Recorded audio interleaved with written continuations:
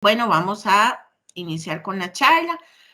Por favor, las preguntas las vamos a trabajar al final de la sesión y les voy a pedir también el favorcito de que como estamos grabando, cualquier tema que sea ajeno a la charla, se deje para el final, para que la charla quede, digamos, lo más fluida posible, ¿verdad? Y no queden esas consultas en el medio de la charla. Igual, si necesitan preguntar, como yo no estoy viendo quién levanta las manitas, me interrumpen, ¿verdad? Si es algo que necesitan abarcar en ese momento. Y si puede esperar, pues entonces se esperan al final.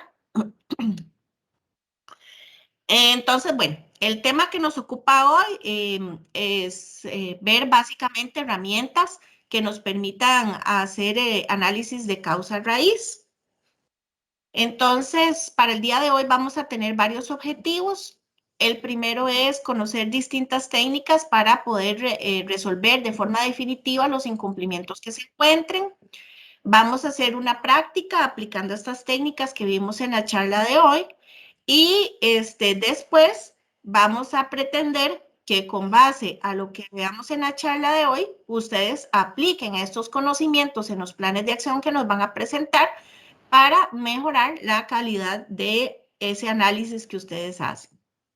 Para otros que ya han recibido charlas de este tema, pues van a hacer un repaso, ¿verdad? De las diferentes técnicas con el fin de siempre mejorar, ¿verdad? Mejorar toda esa información que presentamos no solo a SENASA, sino también lo que ustedes trabajan a lo interno de sus empresas. Antes de aterrizar con el análisis de causa raíz, lo primero que tenemos que recordar es que es un incumplimiento, ¿verdad? Un incumplimiento es una falla o un desvío que estemos encontrando en algún momento en particular en un proceso, en una instalación, en un equipo, en un equipamiento, en el personal o en algún documento, procedimiento, manual, etcétera, ¿verdad? Que va a incidir de forma directa o indirecta en la calidad, seguridad y eficacia del producto que se esté fabricando y que por lo tanto en algunas ocasiones va a generar desvíos en la normativa que le corresponde. También es importante conocer que para efectos de ustedes, los incumplimientos, de acuerdo a las normas que les aplican, se dividen en dos. Para los que les aplican BPM en laboratorios, se dividen en críticos, mayores y menores, porque así está dada la guía de CAMEBET. Y para los que aplican las buenas prácticas de transporte, almacenamiento y distribución, que serían las droguerías, sencillamente se habla de incumplimientos, no se clasifican en mayores, menores ni críticos. Sin embargo, para efectos de nosotros como SENASA, indistintamente de si es crítico, mayor o menor, finalmente le vamos a hablar como un incumplimiento, ¿de acuerdo? Ahora, ¿cuándo puedo encontrar yo estos incumplimientos como empresa? Bueno, cuando yo hago las auditorías internas o si soy un laboratorio, hago autoinspecciones, ahí voy a encontrar incumplimientos. Voy a encontrar incumplimientos durante las inspecciones oficiales o los muestreos que hacen los compañeros de farmacovigilancia. Puedo encontrar incumplimientos durante mis actividades de rutina como empresa, ¿verdad? Puedo encontrar también incumplimientos cuando recibo o hago auditorías a proveedores, ¿verdad? Sí.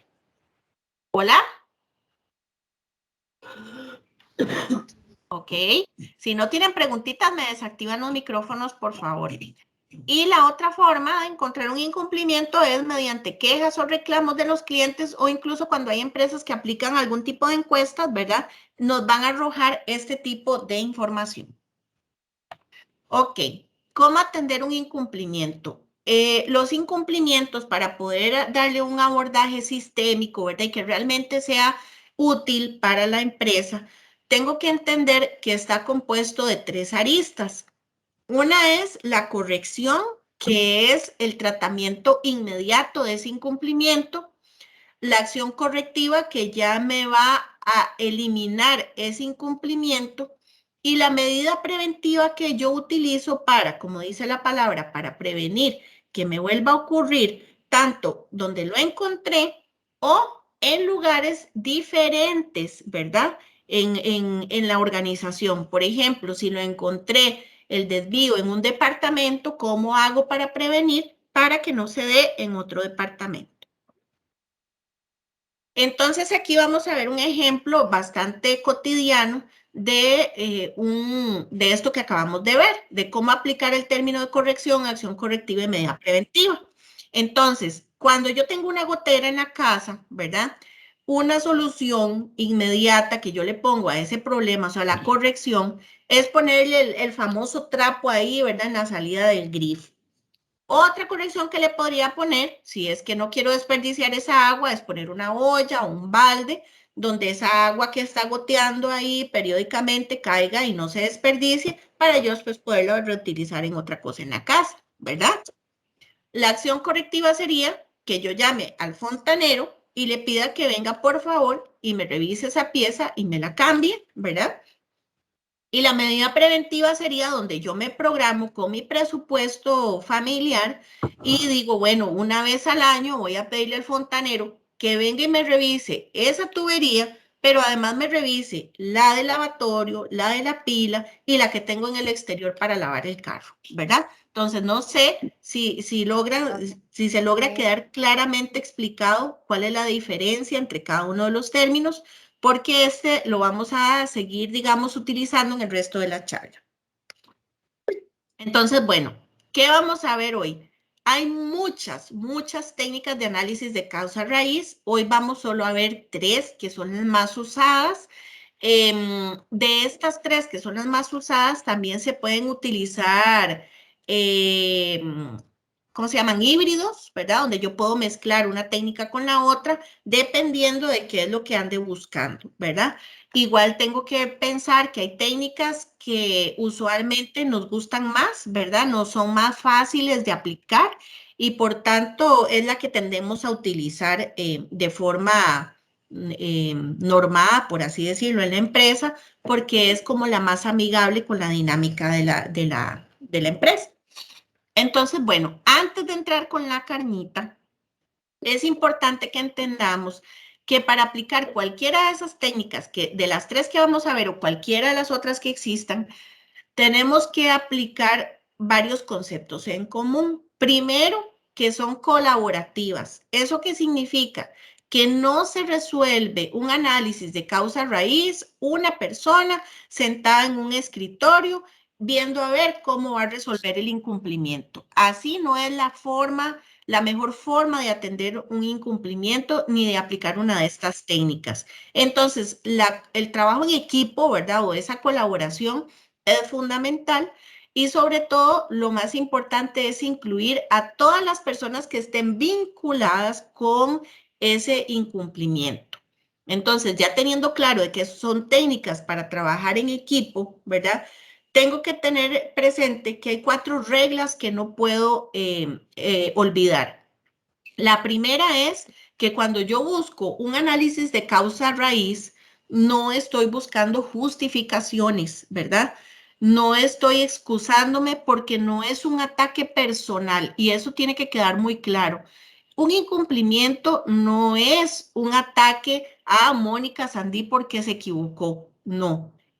Nosotros tendemos a decir duro con el problema, suave con la persona, ¿verdad? Es atender el problema lo mejor posible, pero sin caer en justificaciones. Si yo caigo en una justificación, realmente no atiendo el problema y ahí quedó, ¿verdad? Lo otro es que como son técnicas para trabajar en equipo, tenemos que evitar los juicios de valor.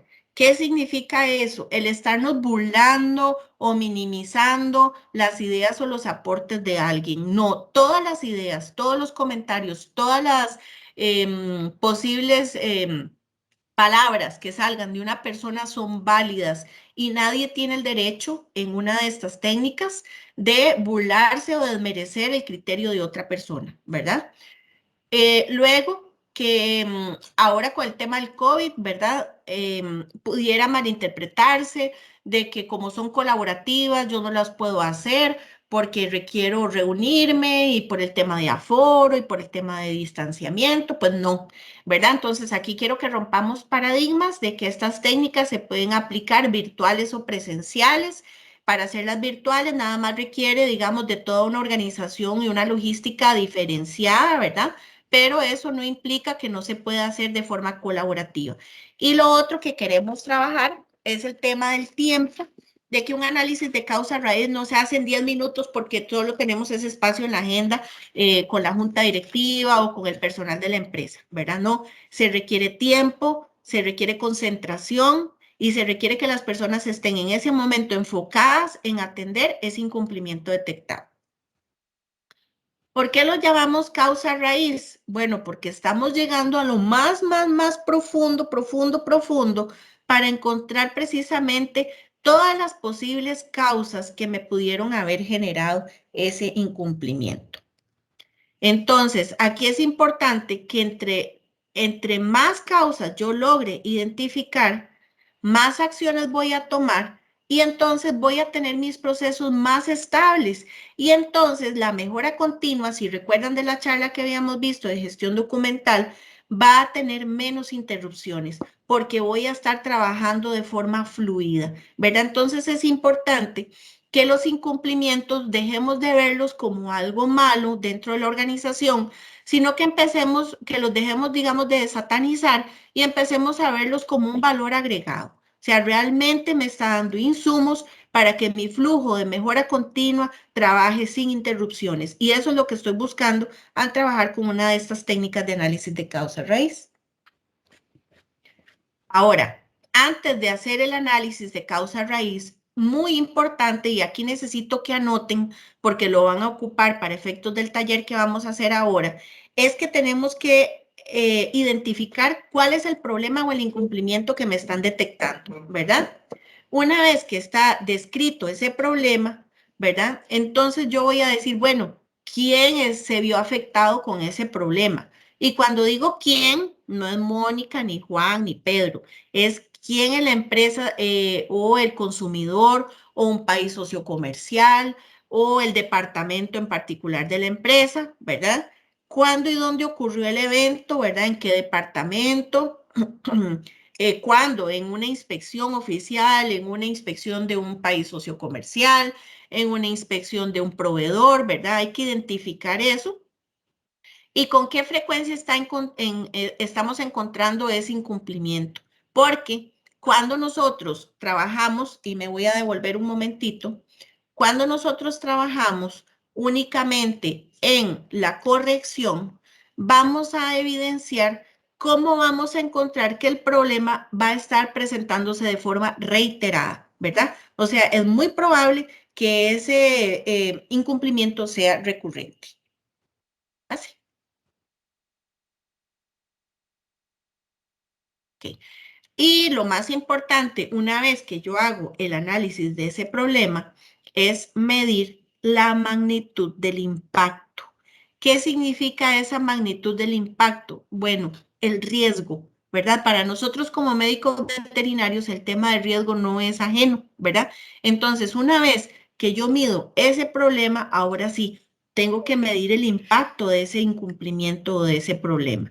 ¿Por qué? Porque muchas de las cosas que están ya a nivel normativo se deben a un análisis previo, ¿verdad?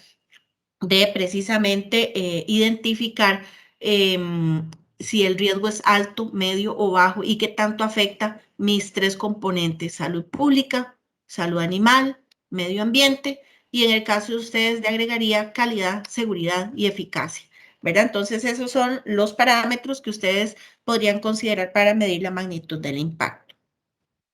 Ahora bien, cuando hablamos de trabajo colaborativo, ¿verdad? O trabajo en equipo, tenemos que saber que esto es sinónimo de éxito para efectos de implementación de análisis de causa raíz. Entonces, yo debo de tener muy claro cuál es el objetivo de esa reunión en la que vamos a tener, ¿verdad?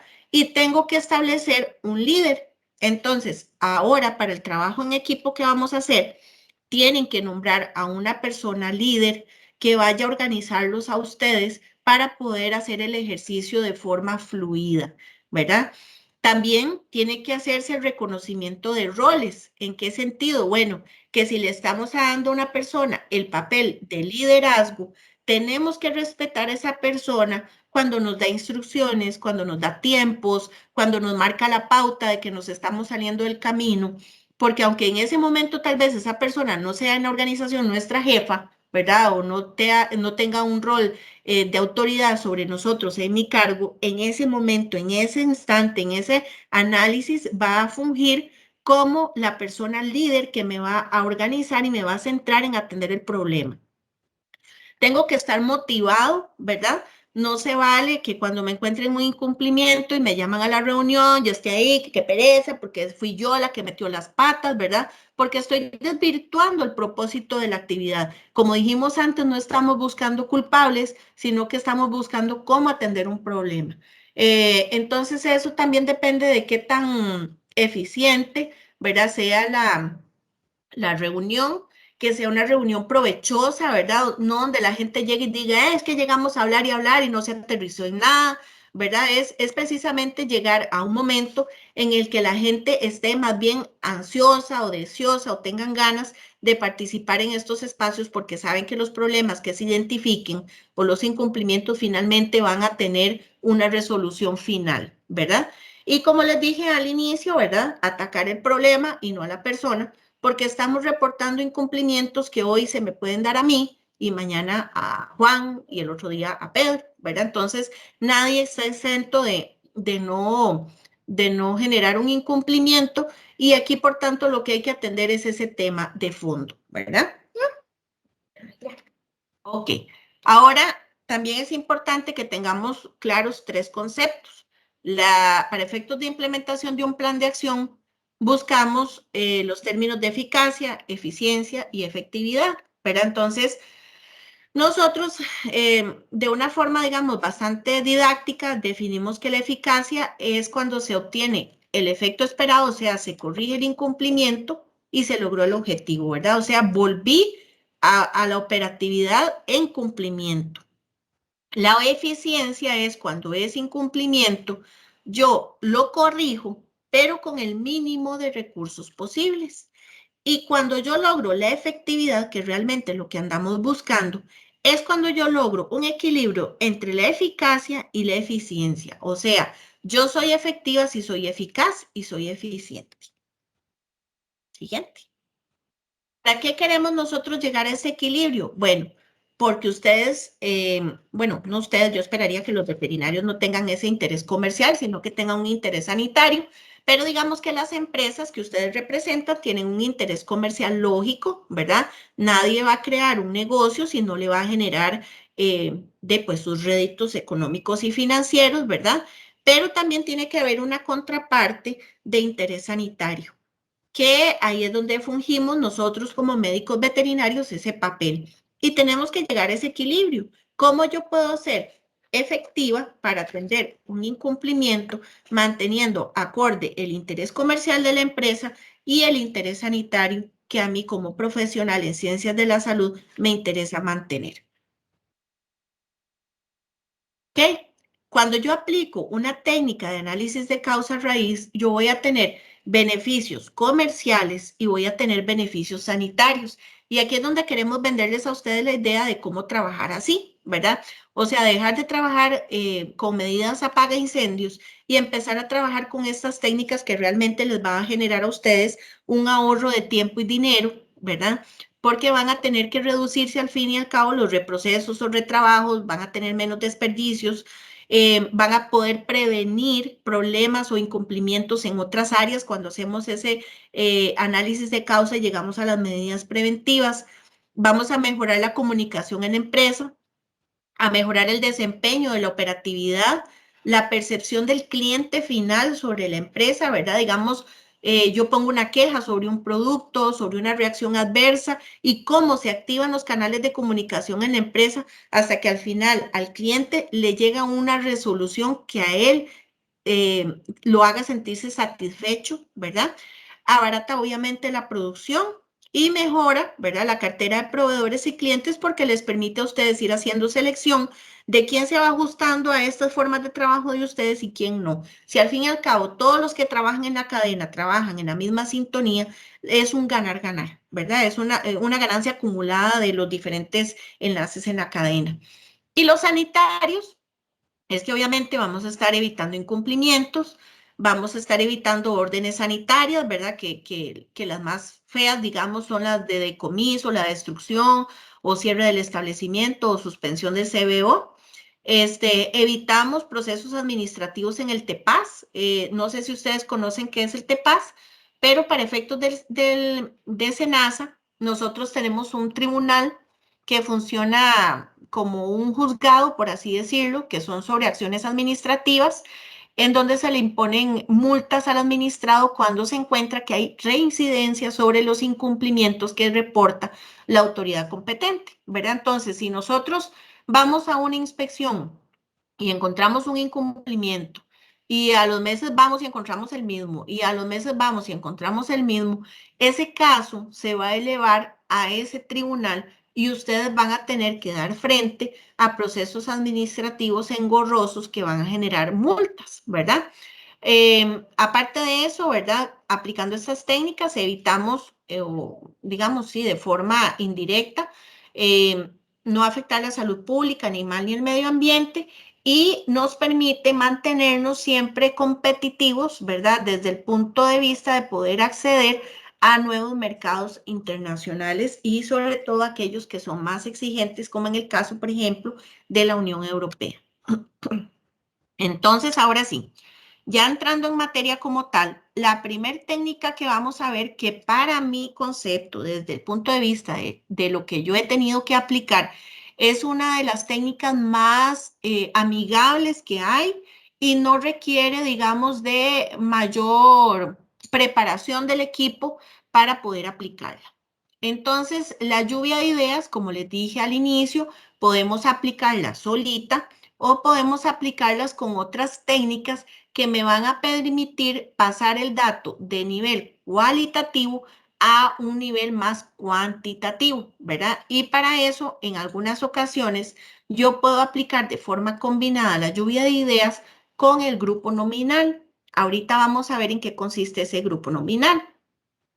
La lluvia de ideas como tal, ¿verdad? Es donde se sienta un grupo de personas o están de forma virtual, ¿verdad? Reunidas y se va a asignar a un líder que va a ser la persona que va a darle el turno a cada persona de expresar las ideas de por qué cree que se generó ese incumplimiento, ¿verdad? ¿Cuáles fueron esas posibles causas? ¿Qué es lo importante? Que vamos a dar una idea por persona, ¿verdad? Entonces, si aquí en este momento habemos, no sé, 40 personas conectadas, la aplicación de la lluvia de ideas sería que activemos el micrófono uno por uno y les vamos pidiendo a cada uno de ustedes, ok, ¿por qué creen que se dio esto? Y hacemos una ronda, ¿verdad? Un ciclo completo. Si después de eso todavía creemos que todavía existen más causas, volvemos a hacer otra ronda hasta llegar a un punto en el que ya llegamos a, por así decirlo, repetir, ¿verdad? Ya no se nos ocurren más posibles causas a ese incumplimiento. Hay variaciones, ¿verdad? Algunas personas las hacen anotando en una pizarra. Cuando trabajamos de forma virtual, lo podemos hacer trabajando o por la pizarra que nos permite la plataforma que estemos utilizando o por algún documento de Word, ¿verdad? Que nos permita ir escribiendo lo que las personas van diciendo. Y una forma en donde ya la puedo ir adaptando es donde yo las voy clasificando por temas, ¿verdad? Entonces yo digo, ok, de esta lluvia de ideas, todo lo que rescaté tiene que ver con falta de procedimientos, entonces los voy a agrupar aquí. Todas estas tienen que ver con falta de capacitación del personal, entonces las voy a agrupar en otro lado, ¿verdad? Y puedo hacer esa lectura. ¿Quién hace esa lectura? El líder del grupo, ¿verdad? Pudiera ser que el resto del grupo emita comentarios, pero siempre respetando, ¿verdad? Los roles que se han asignado para efectos del taller. Entonces, hasta ahí llega la lluvia de ideas. Como les digo, es bastante fácil, ¿verdad? No requiere ninguna ciencia. Y donde la puedo complicar un poquito es cuando yo le agrego el grupo nominal, que es cuando quiero pasarla a términos cuantitativos, ¿verdad? Entonces, en función de toda esa clasificación que yo hice o ese agrupamiento, ahora voy a proceder a evaluarla.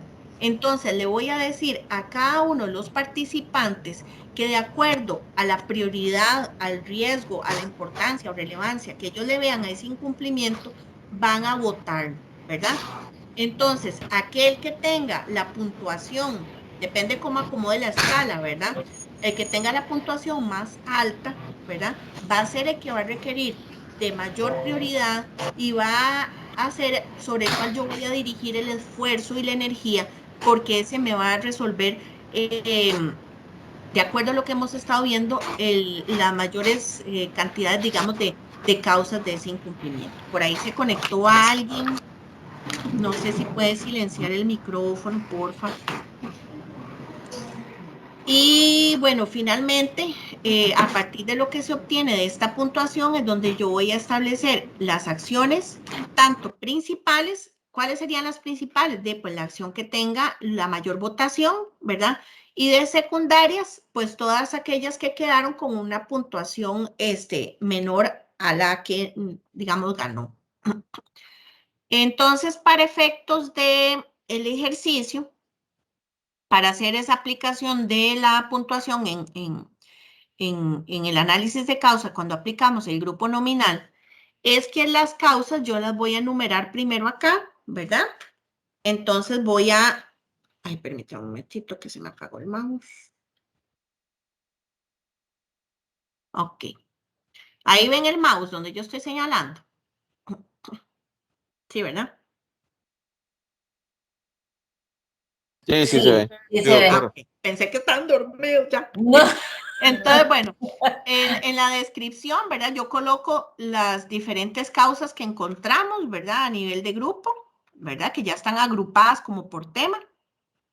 Defino la escala, ¿verdad? Entonces yo digo, bueno, vamos a decir que 5 es la que yo creo que es prioritaria, ¿verdad? Súper prioritaria, y así vamos bajándole el nivel de gravedad, por así decirlo, ¿verdad? O de impacto o magnitud.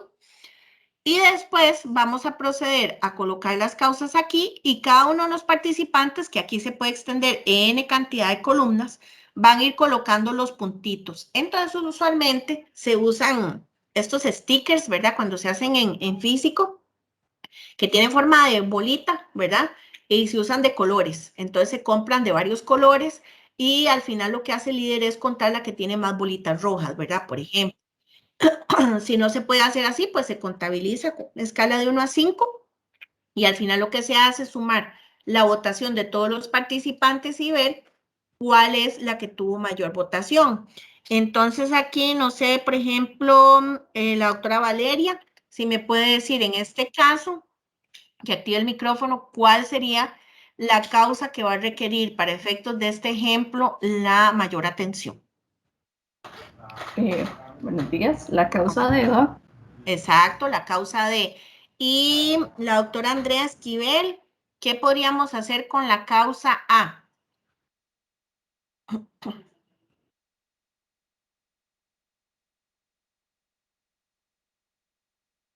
Doctora Andrea Esquivel.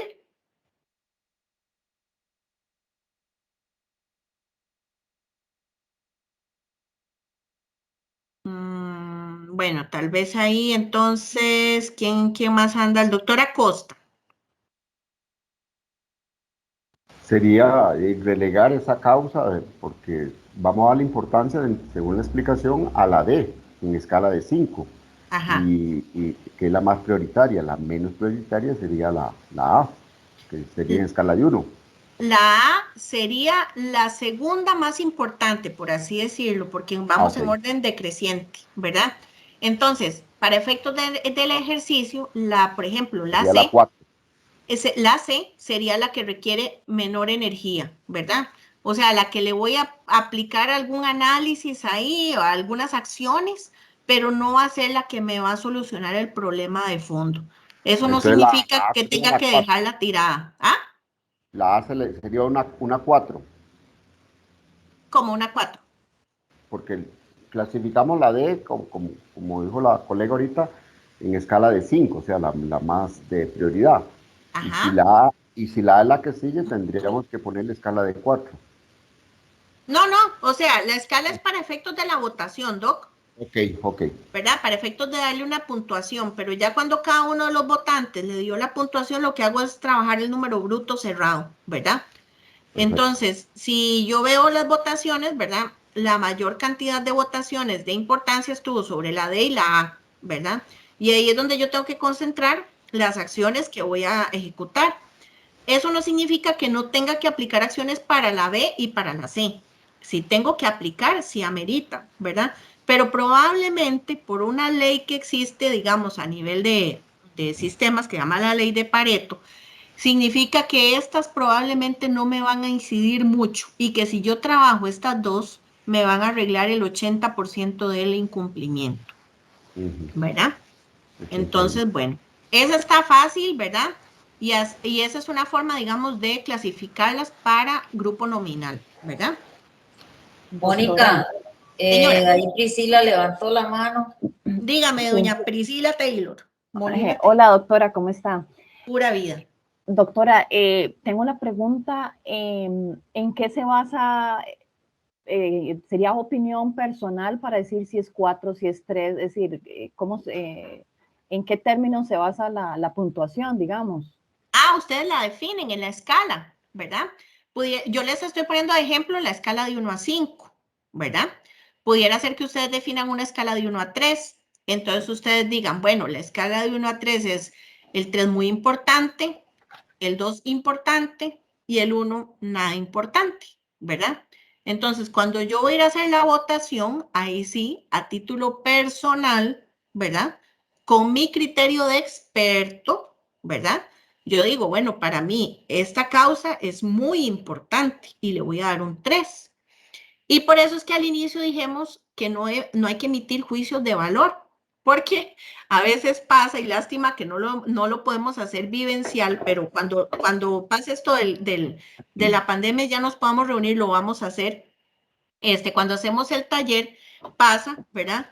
Que de repente venimos a la parte de la puntuación y puede ser que todos vienen y le dan 5, ¿verdad? Una causa, 5, 5, 5, 5, 5. Y viene ahí Mónica, ¿verdad? Y le pone a esa causa un 1. Y todo el mundo, ¡ay, pero por qué 1? Si eso es muy importante, ¿verdad? Eso no se hace, ¿verdad? Porque es una percepción de acuerdo a mi criterio de experta en la empresa, qué tanto incidió o no. Entonces es ponerle un valor a ese criterio subjetivo, por así decirlo, ¿verdad? Si es meramente subjetivo, pero acá yo voy a definir en esa escala para darle un margen a esa subjetividad. ¿De acuerdo, Priscila? ¿Queda claro? Sí, de acuerdo. Sí, Ok. está bien, gracias. Ahora, la segunda técnica, a mí es la que me gusta. Esa es mi favorita, ¿verdad? Pero ya es un tema muy personal. Para aplicar esta técnica, que se llama espina de pescado, ¿verdad? Por la formita que tiene, o el diagrama de Chicago, esta requiere un poquito más de expertise para trabajar en algún problema en particular, ¿verdad? ¿Qué significa eso?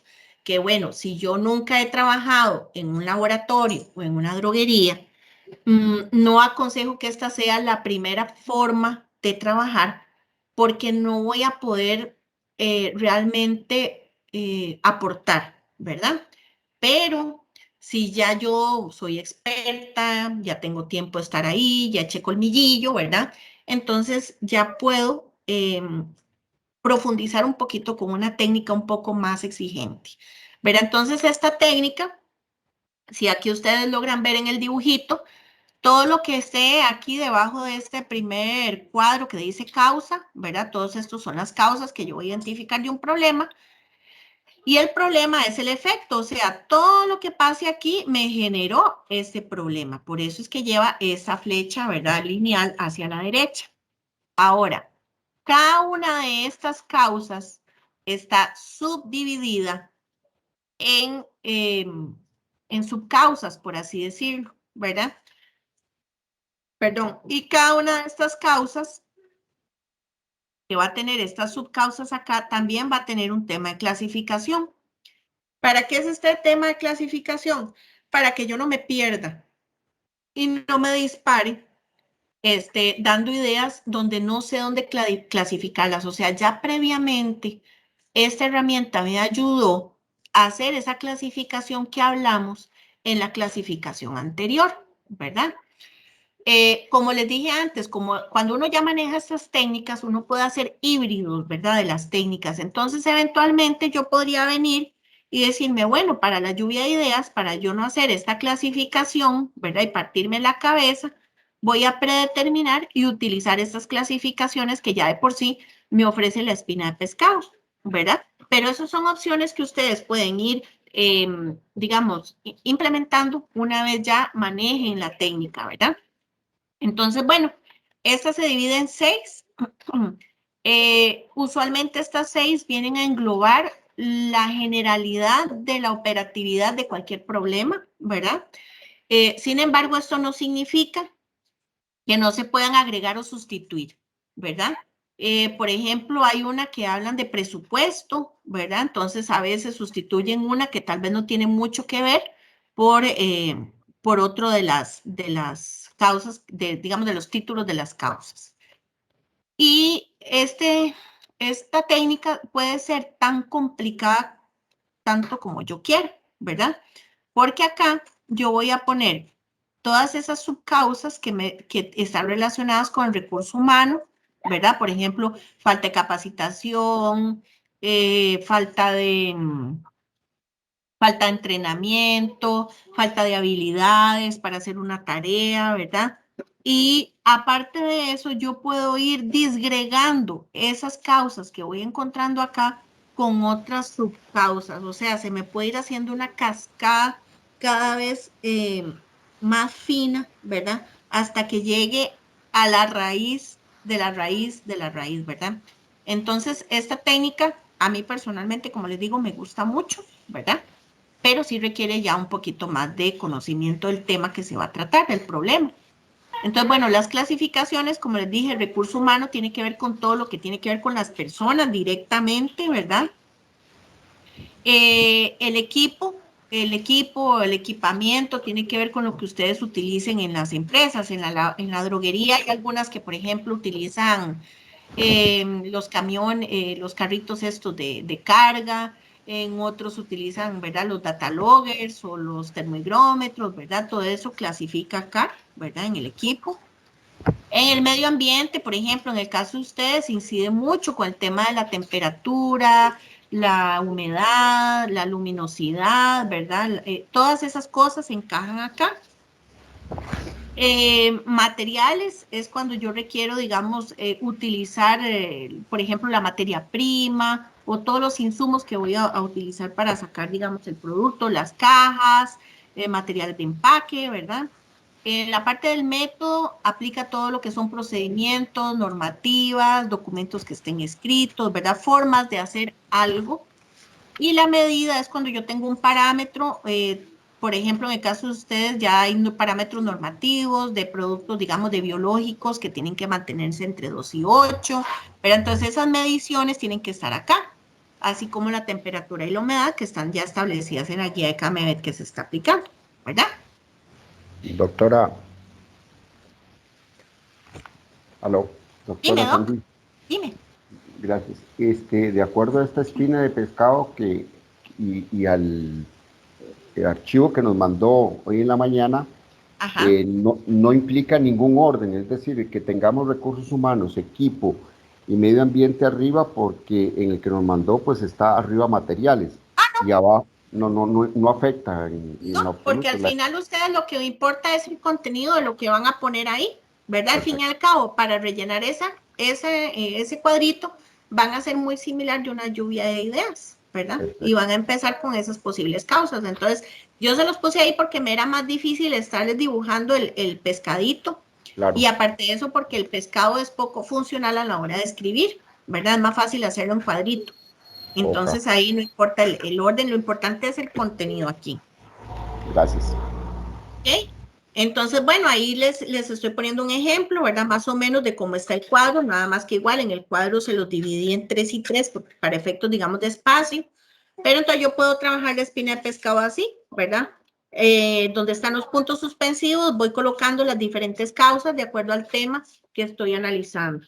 Y aquí es importante también hacer, digamos, la salvedad de que a esa técnica también le puedo aplicar la del grupo nominal. Entonces defino escala, pongo a la gente a votar y en función de la que tenga más votos, ¿verdad? O los votos más, la puntuación más alta, perdón, esa es sobre la que me sobre la que me voy a enfocar con más acciones. Y la tercera, que es la técnica de los 5 por qué. Esta técnica, básicamente les pongo el dibujito del chiquito, porque para los que han tenido contacto con un niño, no sé si a ustedes les ha pasado que le dicen al chiquito algo y el chiquito dice, ¿y por qué la luna brilla? ¿Y por qué las estrellas titilan? ¿Y por qué tal cosa? ¿Verdad? Entonces, esta técnica precisamente es eso, rescatar ese espíritu de niños preguntones, ¿verdad? Y preguntar el porqué de ese problema que se dio, aunque es importante que aunque la técnica se llame 5 por qué, yo puedo llegar al porqué definitivo, ¿verdad? O a la causa principal en el tercer porqué.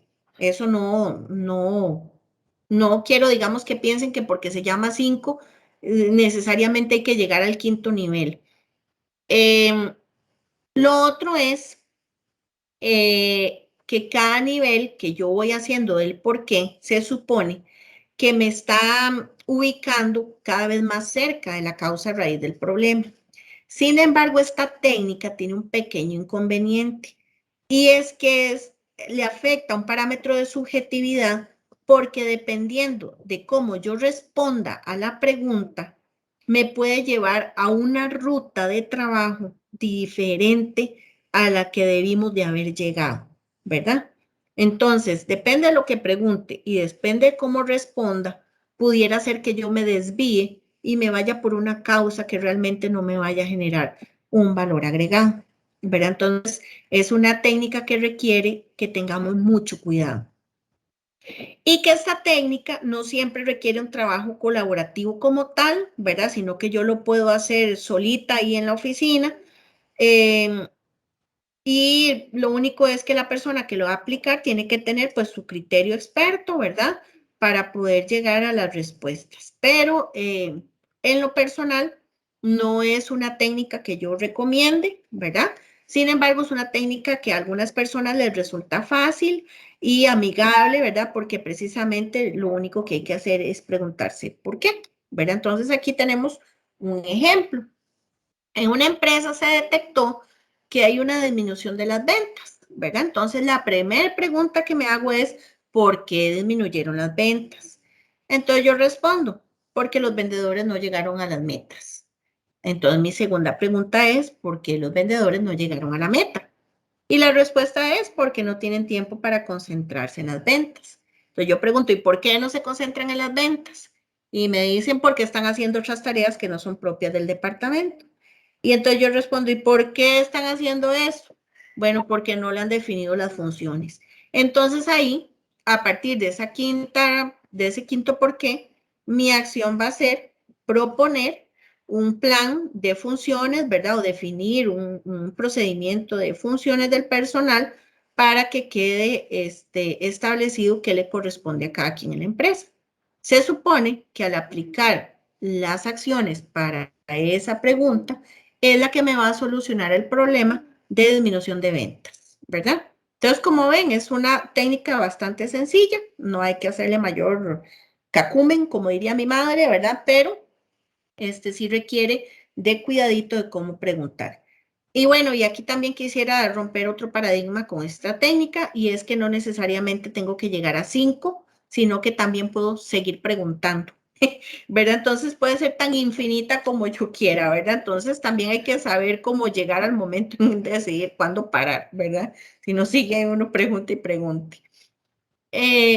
Una adaptación, digamos, de esta técnica de los 5 por qué, con el mismo ejemplo es por qué se disminuyeron las ventas, ¿verdad? Entonces puede ser que una persona antes de realizar el taller haga como 3 respuestas, ¿verdad? Entonces dice, bueno, porque las ventas las estaban haciendo solo por teléfono, porque hay escasez de producto en la bodega o porque tuvieron que aumentar de precio los productos con respecto a la competencia. Y a cada una de estas posibles respuestas que se le dio a este problema general, le aplico la técnica de los 5 ¿por qué?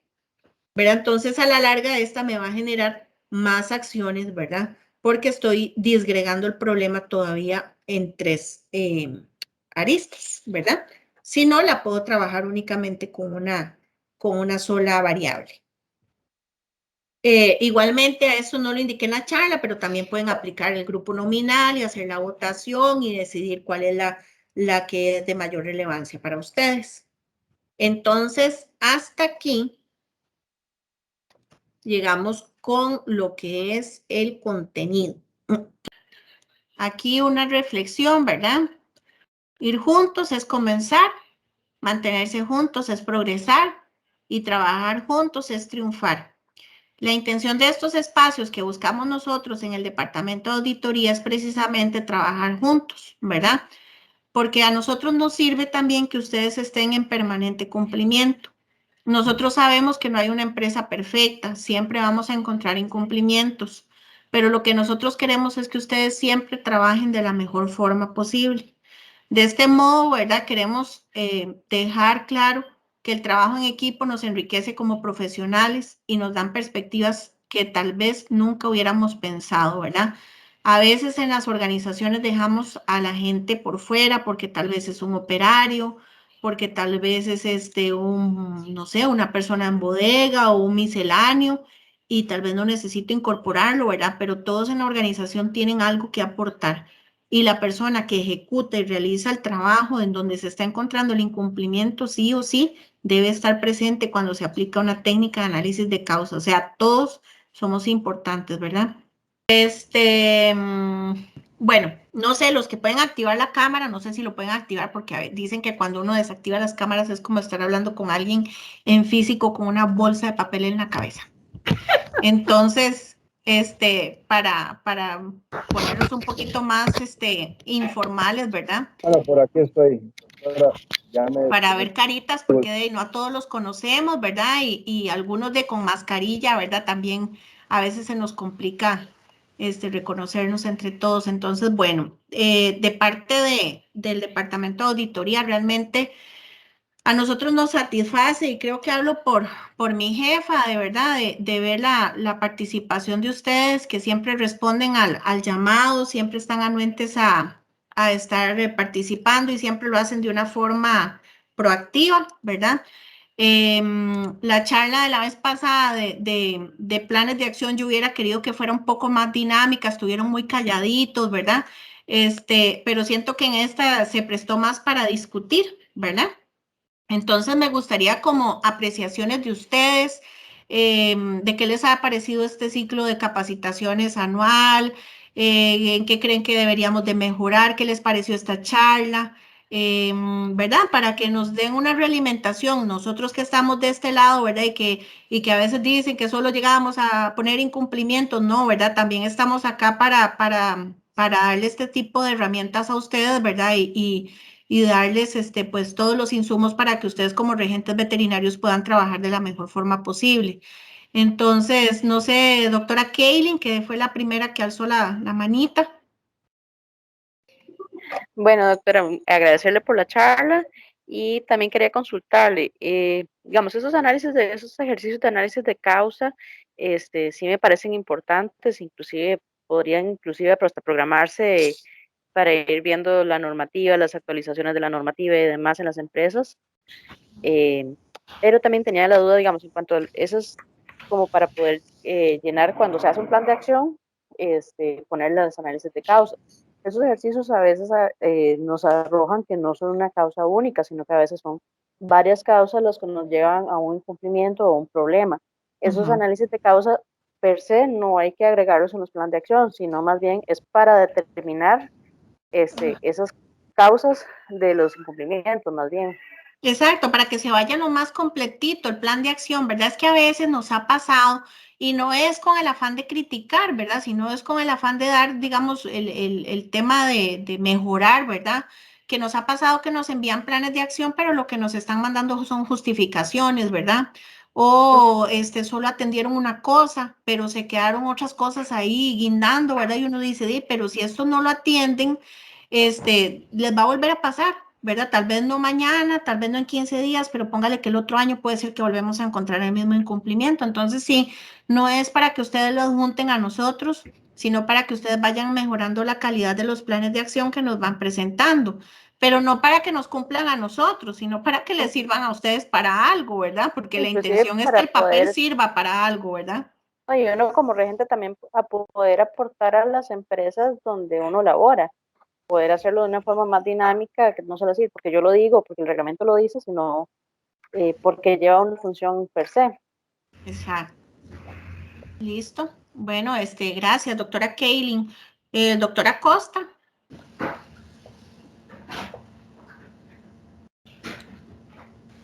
Tenía el micrófono apagado. Muy buenos días a todos y en especial pues vamos a tratar de todos los que van a participar, como decimos ABC, felicitar definitivamente a ustedes y desde la gerencia de la auditoría, la doctora María Eugenia Cartín, que conozco la trayectoria, pues fue compañera de graduación hasta la fecha, y a usted, Mónica, porque en realidad los que sabemos hay un gran esfuerzo de logístico y de horas de trabajo detrás de este tipo de capacitaciones que hemos venido recibiendo durante el 2020-2021, principalmente cuando, entre comillas, nos exigieron hacer la certificación de regentes de droguerías, que muchos todavía no les ha gustado, y fue un trabajo coordinado con nuestro colegio de veterinarios. No es fácil estar en un puesto de regente médico veterinario en una empresa sabiendo de que hay una serie de cumplimientos que se tienen que llevar a cabo, y sobre todo la responsabilidad uno como profesional, donde hay 2 libros que le llamamos bitácoras detrás de eso, donde tiene que dejar uno por escrito todas las mejorías que hay que ir a hacerlas. Pero esas mejorías, afortunadamente, ustedes han sido como ente regulador muy flexibles en que se vayan llevando a cabo poco a poco. Entonces, en conclusión, pues las charlas han sido de mucho provecho, se los digo en mi parte personal, pero no es fácil y vamos poco a poco. La responsabilidad de un regente médico veterinario y sobre todo en una droguería, no estoy menospreciando para una empacadora de carne o para una clínica veterinaria, sino el regente veterinario, una droguería como profesional, tenemos que estar, y siempre lo he dicho, totalmente actualizados. Vienen nuevas promociones, tenemos ya 1950 médicos activos, y recientemente hubo una promoción de 35, que a los cuales hay que irles enseñando todo esto, lo aprendido. Ojalá, pues como dijo usted, Mónica, al inicio, que el 2022 definitivamente va a ser mejor y que sean más charlas presenciales, porque nuestro gremio definitivamente es un gremio que, perdón la palabra, hay que andarlo arriando a la mayoría. Vea que todavía ayer ustedes solicitando que confirmaran asistencia. Si supiera la mayoría de los veterinarios regentes lo que se han perdido en este tipo de capacitaciones, y el tiempo ya no lo podemos retroceder. Entonces, en conclusión, les felicito a ustedes por el esfuerzo que ha hecho todo el departamento, especialmente usted, Mónica, que es la que ha estado al frente de estas charlas de capacitación, y cuenten también con todo mi apoyo como profesional, y sé que vamos a sacar esto adelante entre todos. Bendiciones y una feliz Navidad para todos. Muchas gracias, doctor. Sí, bueno, la intención de nosotros es recuerden que uno de los espíritus de la ley SENASA es acompañamos, ¿verdad? Educamos y protegemos. No podemos dejar de lado la parte de la protección, ¿verdad? Porque nos debemos precisamente a ese deber, ¿verdad? A velar por la salud humana y la salud animal y el medio ambiente, y para el caso de ustedes no aplica tanto el bienestar animal, pero nos debemos a eso, ¿verdad? Y bueno, también entendemos que muchas veces no va a ser del agrado de ustedes recibir una inspección de nosotros en donde van a recibir incumplimientos, pero la intención precisamente es dejar de ver el incumplimiento como algo personal, ¿verdad? Como algo malo, ¿verdad? Y empezar a darle ese rol proactivo y verlo como oportunidades de mejorar mi sistema y mantenerlo siempre trabajando en el ciclo de mejora continua, ¿verdad? Entonces, de verdad yo me quedo muy agradecida bueno, algunos ya los conocía, ¿verdad? Yo ya tengo 16 años de trabajar en SENASA, nunca había trabajado en la parte de medicamentos veterinarios, pero sí tengo, digamos, mi trayectoria a nivel institucional, y algunos ya los conocía, ¿verdad? Pero nunca había tenido el privilegio y el placer de conocerlos ni de trabajar con ustedes, y realmente me siento honrada y feliz de ver que participen siempre, ¿verdad? Y estén pues atentos a mejorar, ¿verdad? A las llamaditas de atención que uno les haga, porque la intención es eso, ¿verdad? Que mejoren y que como gremio nos demos ese valor agregado y esa importancia que tenemos, ¿verdad? Porque hemos sido, ¿cómo puedo decir la palabra sin que suene feo? Hemos sido... Desaprendidos. Sí, hemos dejado muchas cosas de lado, ¿verdad? Y no hemos priorizado sobre las labores técnicas que nos corresponde, ¿verdad?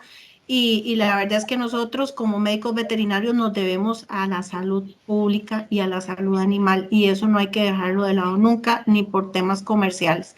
Entiende uno que al final pues ustedes trabajan para una empresa, ¿verdad? Y que la empresa pues tiene sus fines comerciales, ¿verdad? Que hablábamos antes, pero hay que llegar a un equilibrio sano, ¿verdad? En donde ustedes queden libres de conciencia en algún momento si pasa algo, ¿verdad? Doña Marta. Perdón, doña Mónica, perdón, que le interrumpa aquí a través del caballo. Usted dijo una frase al principio, pero no la terminé de completar, de escribir. Un incumplimiento no es un ataque personal. ¿Qué es lo que falta? ¿Se acuerda la frase al inicio que dijeron? No, a tanto no llego yo, ¿qué va? Si le pregunta a mi jefe, padezco de un incumplimiento no es un ataque.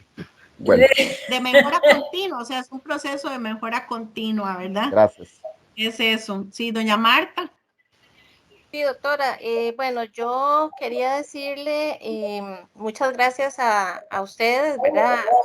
A la doctora Martín y a usted por el esfuerzo que ha significado hacer este ciclo de charlas durante todo el año. Yo les agradezco muchísimo porque nos han orientado, nos han dado, digamos, el camino a seguir. Es largo el camino, ¿verdad? Porque para poder tener la certificación falta mucho, ¿verdad? Pero bueno, lo importante es ir caminando todos los días.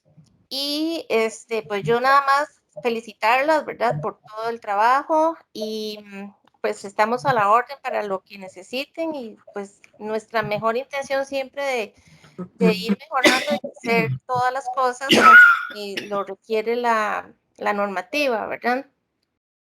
Tal vez hacer extensiva este tipo de capacitaciones de parte de SENASA a las otras áreas de registros y de registro, digamos, en la dirección de medicamentos.